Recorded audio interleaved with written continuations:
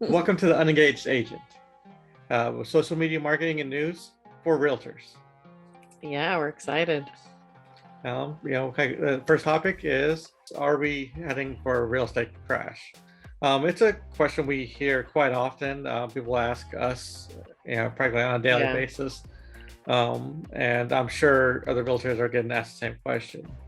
Our response has kind of been that, we can't foresee what's going on. We can kind of just look at what trends are out there. It's a little bit different than, say, the '08 crash, where mortgages were being lent out, quite Yeah, easily. the stated income mortgages. Stated income or whatnot. Whereas now there's a little more guidelines on who's getting a mortgage and whatnot. And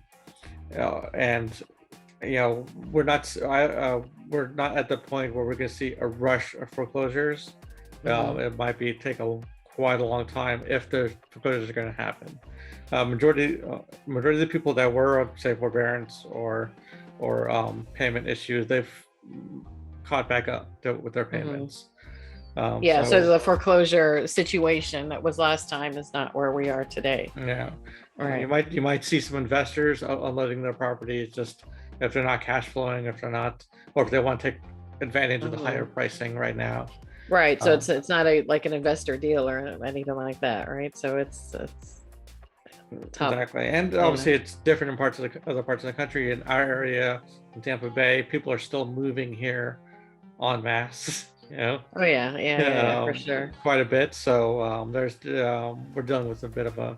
Wasn't there a thing for every one person moving out of Florida, 7 are moving in? Yeah, something like that. Some pretty recent. Yeah, because there's so many people waiting for that crash to happen before they make a move. Yeah. So that's. And who's to say when the pricing does come down, interest rates rise up, and your mortgage payments are exactly. Yeah, that's something to really think about too, because maybe now is the right time to buy if you can. So our second topic is actually going to be about what are contingencies. Yeah, so obviously built in any contract, there's different contingencies. The main ones are inspection, appraisal, financing, maybe sale of home, and each have their own time limits, and situations for buyers. Now, in hotter markets, people remove some of these contingencies. In normal markets, they're pretty standard. Do you want to delve into the inspection contingency? Yeah, I mean, it varies. Our average here is 15. I mean, not the max could be 15 days. Average, I would say, is between 7 to 10. Especially with, like you said, with the market, how it's pretty competitive. So if you're not waiving it, you want to have less. When your contingency is over, that's when you've kind of said, okay, I've agreed to these terms with this inspection, and I'm moving forward.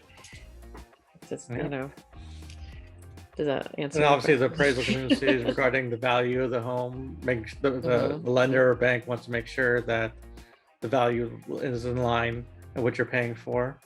And we've seen it recently where people are doing their appraisals at the beginning of the process versus towards the end, to make sure that the home appraises for before they move forward.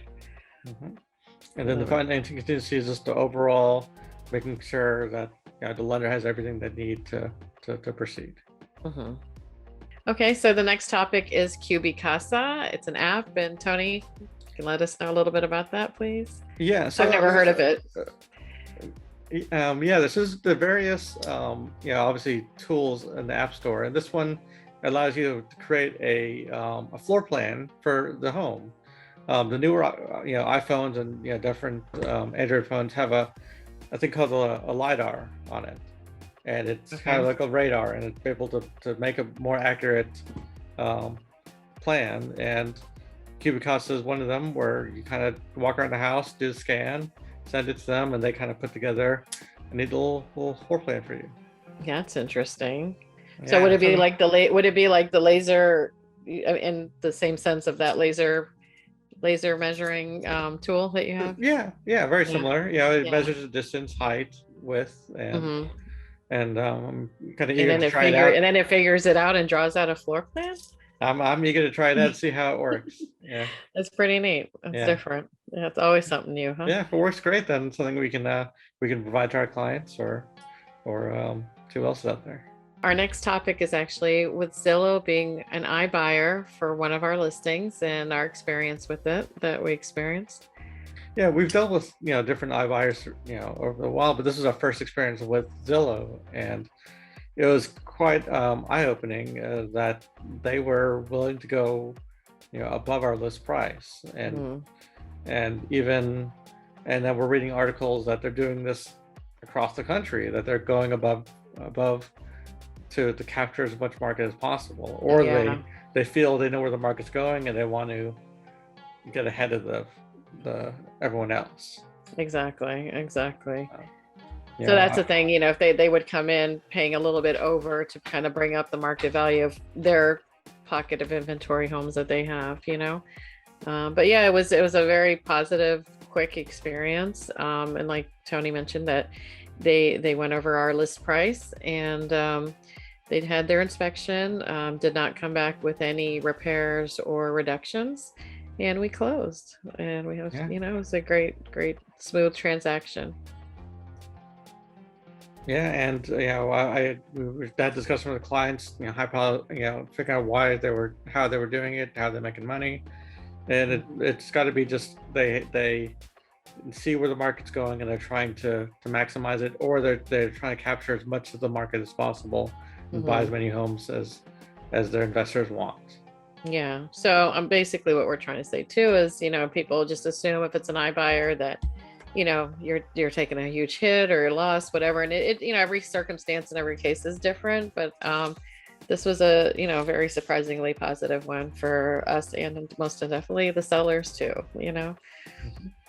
No, so the next news I want to discuss was a CNN article regarding rent pricing, how it's skyrocketing, and it's Mm. just I don't think a lot of people realize, a lot of homeowners or general public realize how much rent prices have increased in the past couple of months.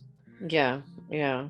And also the demand too, right? Because just with the sellers market the way it is, with no inventory, and for the sellers that are selling, to take advantage of the higher price point, are looking to rent, so which has driven up the prices of the rental market. And then also there's a waiting list too in most of these places. Yeah, we have to tell clients, just like, make sure you find a rental in place before putting your house on the Before you market, if sell your that's your house. plan, Mhm. because you might think it's easier to find a place to rent a 3 bedroom, but it's not.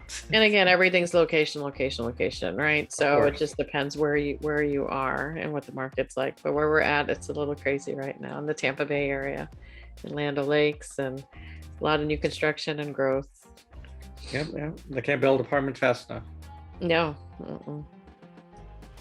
The last topic is buyers do not pay commissions. Do you want to Mm. go into this?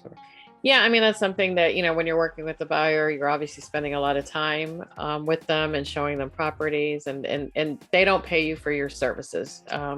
We get our commissions from the seller or the builder, not through the buyer. I know you're saying the closing costs. Yeah, both parties have their own closing costs, but where the actual commission comes from is on the other party, not with the buyer. Yeah, yeah, and it's just the way the closing costs are split up. The sellers, traditionally responsible for Hmm. the real estate commissions, and the buyers are responsible for their own lending costs, house costs, and whatnot. Hmm. And it's something you kind of want to break down for your clients, or kind of show them where the money goes, because if they want to know how the process works. Hmm. Hmm. Yeah, for sure. And then with the was it last week? So you said something about this, and along the same lines of what we're talking about right now. Um, just the unexpected costs that you need to let your clients know, that not only to bring to the table, but what's included with moving costs, and moving truck and turning on utilities and security deposit. I think it kind of falls under the same umbrella. Mhm. Mhm. All right. Well, I think that's it for this week. That's it. We'll see you Um, next we'll week. see you next week. All right. Have a great day. I'm Tony. Sorry. And I'm Patricia. Have a great day. Have a great day.